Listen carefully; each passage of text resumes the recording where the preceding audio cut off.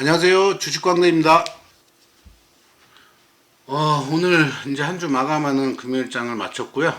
저는 제가 매매했던 것들 차트를 다시 한번 복귀하면서 뭐 잘못됐던 것들 뭐 이런 것들 다시 한번 되짚어보고 또 다음 한 주 어떻게 매매할 것인가 이렇게 생각하면서 오늘 하루를 이제 마감을 했습니다. 토요일, 일요일 이제 이틀 쉬게 되는데 유튜브 영상에 뭔가 하나를 좀 남기고 싶었는데 뭐를 남길까 고민하다가 오늘은 이제 보조지표 중에서 제가 이제 주로 사용하고 있는 보조지표 하나를 좀 말씀을 드리려고 그래요.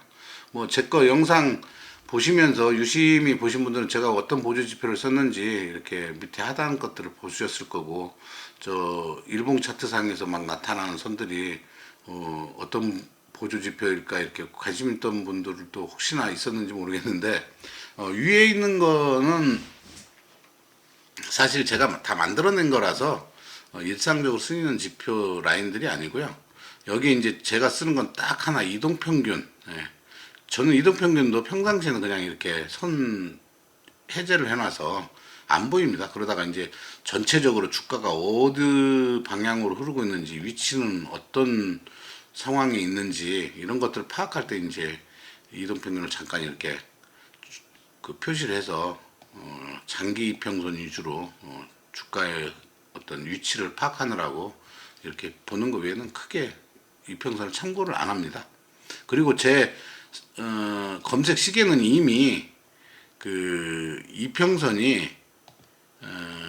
정별돼 있을 가능성이 뭐 99%인 그런 종목들만 뜨게 돼 있어요. 왜냐하면 모든 검색 시계는 최근래 뭐 10일 내든 20일 내든 240일 240봉 기준으로 최고 종가를 한 번 이상 출현했어야 된다라는 그런 지표 조건들이 있어가지고, 그거를 만족한다는 거는 결국엔 240일 최고 고가라는 얘기잖아요.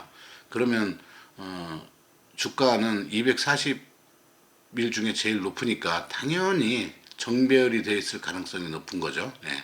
그래서 굳이 이평선을 이제 이렇게 표시하지는 않는데, 이평선은 그냥 아까 말씀드린 대로 필요할 때 그냥 잠깐 확인해 보는 정도 쓰고요. 주로 이제 그냥 바로 다이렉트로 판단하는 데 쓰는 건 스토캐스틱 슬로우라는 보조 지표를 씁니다. 스토캐스틱 슬로우는 주가를 이제 일정 기간 동안 그 주가의 변동폭을 계산을 해요.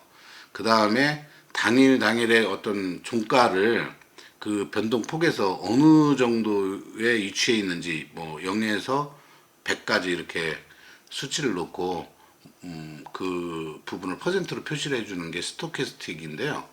뭐 요 보조지표에 대한 거는 따로 뭐 책이나 유튜브 뭐 워낙 보조지표 강의 잘하는 것들이 많아서 그런 거를 참고해 보시면 더 잘 알 수 있을 것 같고요. 요거를 굳이 뭐 공부할 시간이 없다 그러면 이런 보조지표 예, 어떤 기술적 지표 이런 거에 각종 모멘텀, 가격 지표 뭐 이런 것들이 있거든요. 그러면 볼린저 밴드, 뭐 스토캐스틱, 뭐 슬로우니 이렇게 모멘텀 이런 구분들이 다 돼 있거든요. 그래서 스토캐스틱 슬로우라는 지표를 눌러 보시면 이렇게 설치가 되고요. 하나 설치가 됐죠. 이 지표의 제목을 이렇게 더블 클릭해 보시면 그 지표에 대한 설명이 대부분 있습니다. 그래서 여기도 일정 기간 동안의 주가 변동폭 중에서 금일 종가의 위치를 백분율로 나타내는 지표라고 이렇게 언급이 돼 있죠. 정의돼 있죠. 그래서 퍼센트 K 값과 퍼센트 K 값의 이동평균 값인 퍼센트 D로 나누어집니다 라고 설명이 되어 있습니다. 이런 것들은 이제 읽어보시면 뭔 말인지 아마 이해를 하실 수 있고, 요게 잘 이해가 안 된다면 뭐 기본적인 어떤 주식 매매와 관련된 기본서를 읽어보시면 보조지표에 대한 원리나 자세한 설명들이 잘 나와 있기 때문에 그걸 참고하시면 될 것 같습니다. 자, 중요한 거는 이 아까 퍼센트 K와 퍼센트 D라는 지표값이 있는데요. 이거를 설정해 줘야 돼요.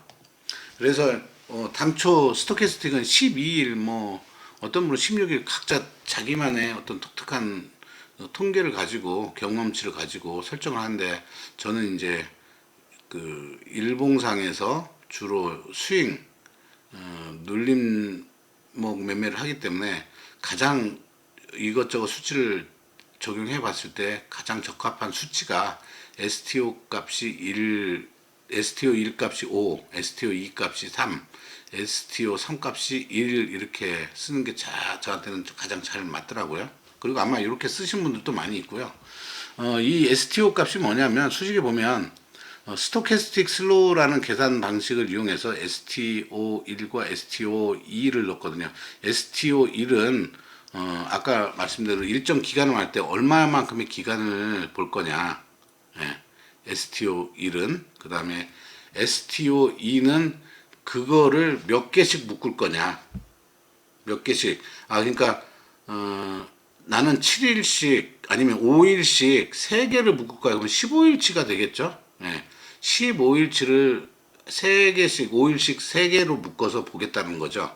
그 다음에 퍼센트 K 값은 그거를 다시 3개씩 묶어본다든지 하나씩 묶어서 EAVG, 지수 이평화 하겠다라는 연산식입니다. 요거를 적용해서 그 값들의 지표 조건, 변수들을 이렇게 여기 설정해서 값을 이제 넣어주는 거거든요. 저는 아까 말씀드린 대로 뭐 다양하게 들어가는데 제가 잘 맞는다고 생각하는 건 5, 3, 1, 뭐 여기 3으로 써도 돼요. 3으로 쓰면 선이 이제 두 개가 나옵니다. 퍼센트 D 값이 이렇게 두 개가 나오는데 저는 이제 두 개 값 의미는 없다고 보고 바로 그냥 하나로 나타나기 위해서 여기를 1로 바꿔서 쓰고 있습니다. 중요한 거는 이제 라인 설정 들어가서 이거에 대한 각각의 라인에 대한 색상과 두께를 결정을 하시고 기준값이라는 게 있어요. 침체 기준값. 아까 여기 설명을 보시면 20%와 80%라는 부분을 언급해 있거든요. 퍼센트 K 값이 20% 이하로 하락했다가 다시 상승하는 경우 매수 신호에 해당된다. 80% 이상으로 상승했다가 다시 하락하는 경우는 매도 신호이다. 이렇게 이제 해석을 하거든요. 그래서 그 라인에 스토캐스틱 슬로우 퍼센트 K 값을 53 K 값을 저는 이제 색깔을 이렇게 정하고 그 침체를 원래 20 이하보다 더 좀 타이트하게 15로 잡았어요. 0과 100 중에서 15까지 떨어질 때가 더 침체된 걸로 판단하는 거죠. 그 다음에 퍼센트 D 값은 그거보다 더 수치를 더 낮춰서 10%로 이제 설정을 해서 보고 있거든요. 그래서 색깔을 물을 좀 이렇게 물이 생기는 그런 호수 뭐 이렇게 생각하시면 되는데 위는 좀 맑고 깊을수록 좀 짙어지니까 색깔을 이렇게 달리 옅은 파랑과 짙은 파랑으로 이렇게 구분을 해 놓은 거죠. 자, 그렇게 해서 만든 게 이 지표 스토캐스틱 슬로우 531 지표입니다. 제가 이제 두 개를 설치했던 하나는 삭제를 해서 없애버리겠습니다. 자, 이거를 어떻게 활용할 거냐. 주가가 하락하고 있는 데는 잘 맞지는 않습니다. 그러나 잘 보면 하락할 때도 정말 짧은 아주 소량의 어떤 수익 구간이 생겨요. 그렇지만 좀 위험하죠. 그래서 이 스토캐스틱 슬로우를 적용해서 매매를 할 때는 가급적이면 횡보하고 있는 박스권 아니면 살짝 우상향하고 있는 그런 주가 흐름을 보이는 종목에서 스토캐스틱 슬로우를 이용하셔서 수익 매매나 뭐 단타 이렇게 매매를 하시면 도움이 많이 될 것 같습니다. 근데 단 하나 중요하게 좀 인식해야 될 거는 주가가 이렇게 급등했거나 그런 경우는 어느 일정 기간 좀 그런 스토캐스틱 침체 구간이 생긴다 해도 매수를 좀 안 하시는 게 좋아요.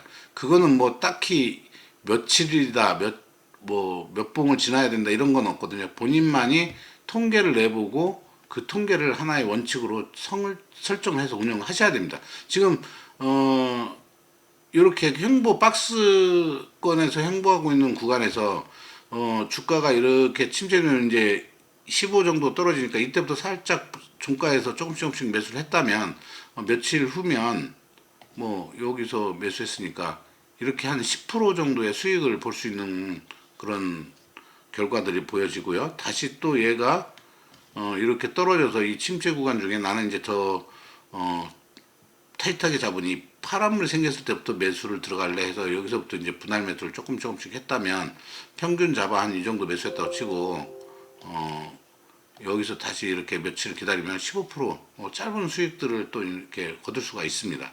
또 여기도 마찬가지고요.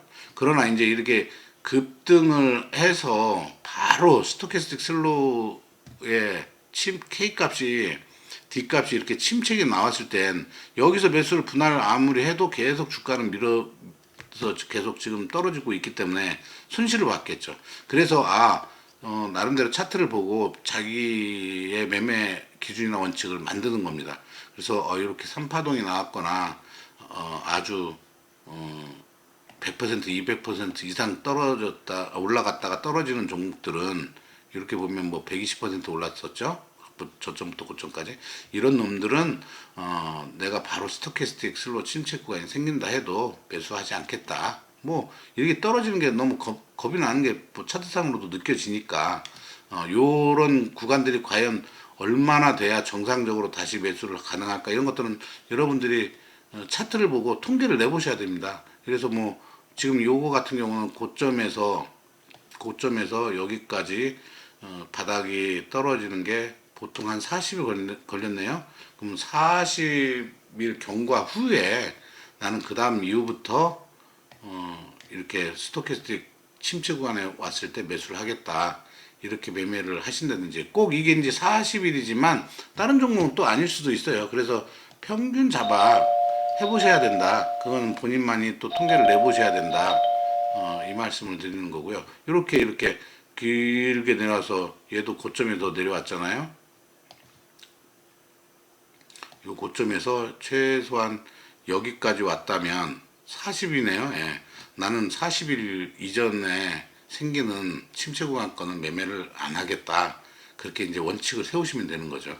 그렇게 해서 너무 큰 목표 수익률을 설정하지 않는다면 이렇게 횡보하거나 박스권에 있어서 횡보하거나 살짝 우상향하고 있는 종목들은 다른 기법 없이 거기에 이제 이평선까지 같이 공부하셔서 참고하신다든지 볼린저 밴드나 엔벨로프 이런 보조지표까지 공부하셔서 그것까지 여러 각도에서 이렇게 판단을 하시고 저점 아니면 침체 구간 이런 상황이 여러 지표에서 보여준다 그러면 그때 이제 매수를 슬슬 하셔서 수익에 도달하면 매도를 하고 다시 또 그런 종목들을 찾아서 이렇게 매매하는 편안한 방법도 있습니다. 아무튼 보조지표는 만능은 아닙니다만 나름대로 자기 나름대로의 원칙과 어떤 활용 방법들을 정한다면 충분히 어떤 수익은 아니겠지만 꾸준한 수익을 주는 데는 반드시 도움을 줄 것이다 이렇게 믿습니다. 오늘은 보조지표 중에서 스토캐스틱 슬로우라는 보조지표에 대해서 간단하게 알아봤습니다. 다음에 또 제가 자주 이제 신뢰할 만한 그런 지표들이 몇 개 있는데 그 지표를 가지고 다시 한번 또 찾아뵈는 기회를 만들겠습니다. 즐거운 주말 되십시오. 감사합니다.